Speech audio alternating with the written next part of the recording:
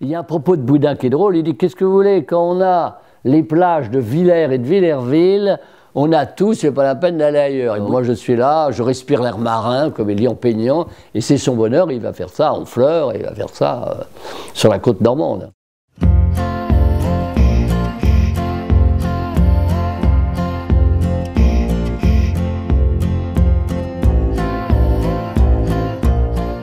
Ce n'est pas un hasard si la côte normande, caractérisée par une large palette de phénomènes naturels, a été une source inépuisable d'inspiration pour les générations d'artistes.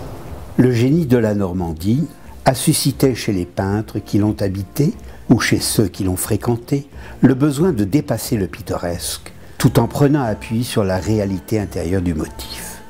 Le champ, ainsi rendu libre, il peigne la couleur du temps. Le luxe de la peinture est de prendre son temps. Celui du peintre, c'est de lui donner le sien.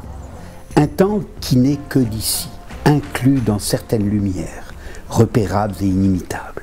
Il y a la lumière changeante, et Monet aussi pèse contre les changements de lumière parce que chaque fois que change la lumière, il change de tableau parce qu'il veut saisir l'instant alors qu'il a une vision de peintre. À la fin, il peint dans son atelier. Mais il a besoin de ce support-là, du bobo. Et donc, c'est la lumière de tous les instants, la lumière normande. C'est la lumière des éclaircies, c'est la lumière des couchers extraordinaires sur les rochers, les moulières et tout ça, de Villerville en particulier. C'est ces grandes plages immenses que Boudin va rendre merveilleusement parce qu'il a des étendues.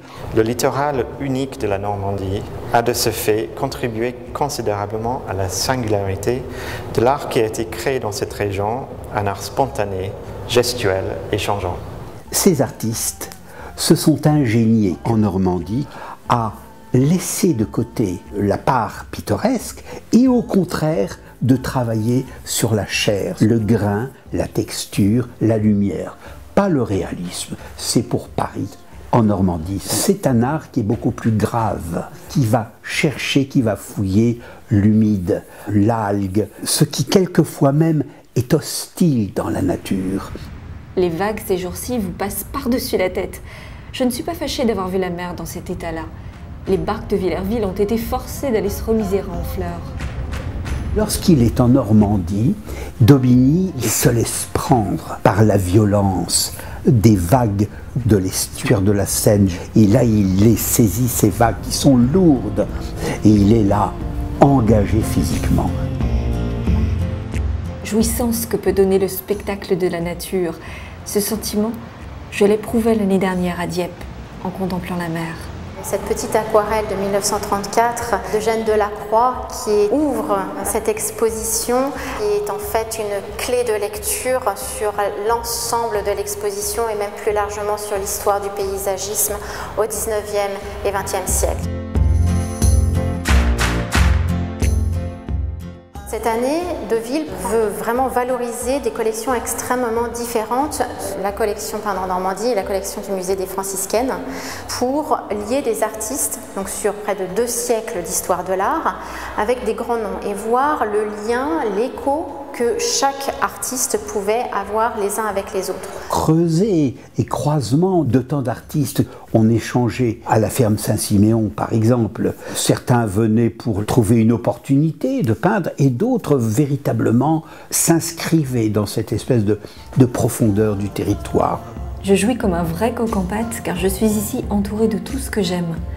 Je passe mon temps en plein air, sur le Galet, quand il fait bien gros temps, ou bien que les bateaux s'en vont à la pêche. Monet s'est approprié Étretat, à proprement parler. Étretat est au premier Monet ce que Giverny est au second. Ce matin, je suis allée sous la Manne-Porte essayer de faire ce si beau motif d'eau verte. Je voudrais le réussir car c'est vraiment beau, mais je crois très difficile. Et c'est ça, si vous voulez, la poétique de la vérité, c'est la vérité de ces lieux, mais réimaginé, réinventé, revu, reperçu, et c'est ça l'intérêt de l'art. Être à même de traduire les mœurs, les idées, l'aspect de mon époque selon mon interprétation. En un mot, faire de l'art vivant, tel est mon but. Cette peinture reste romantique fondamentalement. Donc elle a vis-à-vis du public des exigences de sincérité.